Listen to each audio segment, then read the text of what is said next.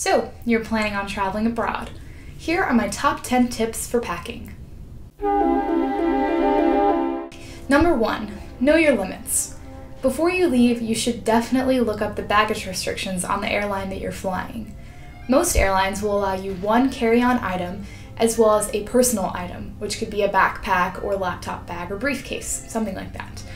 Most airlines will also then allow you one free checked bag, but after that, every bag that you check is going to cost you up to $100, $200. Keep in mind also that every bag that you check or carry on has weight and size restrictions. This information should be readily available on your airline's website, so make sure that you check that out before you leave as well. You'll have to measure your bag and weigh it to make sure that it fits within these restrictions. Number 2, know your destination. Are you traveling in the summer or in the dead of winter? And at that, are you going to Australia where the seasons are all swapped? Make sure that you look these things up before you leave so that you know what weather you're packing for, and you know whether to bring shorts or heavy sweaters. Along with the climate, you should also consider the society that you're visiting. Are you holidaying in Ibiza, the Spanish party island where clothing is definitely optional? Or are you going to a more conservative country where long sleeves and pants are the social norm and anything else is highly offensive?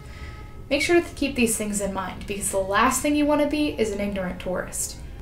Number 3, work from what you have. Lots of packing websites will tell you to make a long list of what you need and then try to find it in your wardrobe. I like to do it the opposite way. I like to open up my closet doors, see what I have, scope it out, and try to match it to where I'm going and what weather I'll be expecting, and again, the social implications of what I'll be wearing. And then maybe make a list of what you find you don't have and what you think you'll need. Number 4, limit yourself to 2 to 3 pairs of shoes. Now, I hate to break it to you shoe collectors out there, but shoes are one of the heaviest items that you're going to pack in your luggage. So I suggest first bringing a pair of really comfy sneakers or tennis shoes that you can wear around everywhere, because chances are you'll be traveling and you'll be walking around a lot, so you want to be comfortable in that. The second pair is a heavier pair of boots. This is only really if you're planning on traveling in the winter, or if you're traveling in the summer, you're going to a country where it rains a lot, or there's even a chance of snow. And the third pair is a pair of sandals or more casual shoes that you can also use to sort of dress up your outfits. Now for girls, this is great because a good pair of sandals, pair it with a sundress, and you're ready to go out to a festival or a party or anything like that.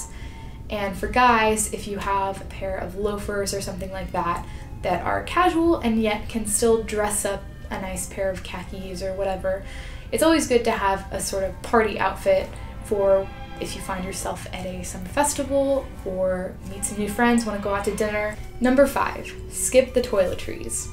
You'll find that you want to bring your face wash, shampoo, makeup, everything that you own, and you've gotten used to this really strict facial routine and things like that. I totally get it. But toiletries are going to be one of the heaviest things that you pack. And chances are, unless you're traveling to the middle of Siberia, you will be able to buy stuff when you get there. This is the type of thing that I'd suggest waiting until you get there. The place you're traveling to is probably going to have shampoo available. Buy a tiny bottle when you get there and it'll last you the whole holiday, and you can toss it before you leave. Toiletries are one of the cheapest things you can buy pretty much anywhere, and you really don't need to pack your entire bathroom. Number 6, lay it all out. Once you've chosen the collection of clothes and shoes and other items that you want to bring with you on the trip, pick a blank spot on the floor and lay it all out. Now go item by item and justify to yourself why exactly you're bringing this item. This probably isn't a good time to experiment with some wacky piece of clothing that doesn't match anything you own, or bringing stuff that doesn't match the weather, whatever it may be. For this, I would suggest you try to get rid of half of your stuff. People really tend to overpack, and remember that wherever you're going, whether you're staying at a friend's house or a hotel, there will probably be laundry services either available in the place you're staying, or if you really need it, you can use a coin-operated laundry down the street. So I would suggest whatever length of time you're packing, really only pack enough clothes for 5 days. Then you can wash stuff and you'll be fine. Number 7, wear your heaviest clothes. Now this is super good advice because you want to avoid those weight restrictions as much as you can.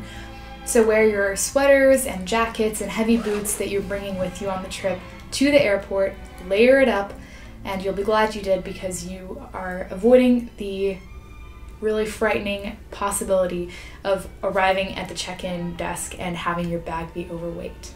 Number 8, space bags are your friend. Now I know I was saying earlier that you should have pared your clothing down to the absolute essentials, but you may find that it's still a little bit difficult to stuff it into your suitcase. Buy a couple of space bags, they're super cheap at Target, Walmart, wherever your local place is, and Amazon if you can't find them. Stuff in your clothes, roll it up, and it pushes out all the air for you and makes them a tiny, tiny size that is super able to fit into your suitcase. Number 9. Resist the urge to pack stuff back in. After having pared down all of your clothes and packed it all into space bags, you'll find that you are an awesome packer and there is plenty of free room left in your luggage. But resist the urge to stick stuff back in. I know some of us find it hard not to walk around our room and try to find things to stick back into our luggage. So just resist the urge, know that you're finished packing, and leave it. Do not stick random junk back into your suitcase because you want to save room for all of the awesome souvenirs that you're going to be buying in the place that you visit. Number 10, don't pack valuables. Now, I understand if you want to bring a camera and take awesome photos while you're abroad, or you really have to keep up with your work so you bring a laptop, but really try not to bring, your grandma's most prized possession that she gave you before she died or anything like that when you're abroad. Because I hate to break it to you, but there are a lot of dishonest people in the world, and if you're walking around flashing your cash and, pulling out your laptop and your iPad and your iPhone and your expensive camera, they're gonna target you, they're gonna rob you. So if you bring it, keep it close to you, put little locks on everything that you can, and if you can, just don't bring it at all because you'll find that it is super disappointing when you have really expensive things or really valuable things stolen while you're abroad. I hope all those tips helped you guys. I will be doing a complete series of vlogs in the coming weeks, so if you have any other questions for me or you want me to talk about a particular topic, leave a comment down below. And if you have any other questions about packing, leave a comment as well. Make sure to hit the subscribe button so you can keep up with me, and thank you guys so much for watching.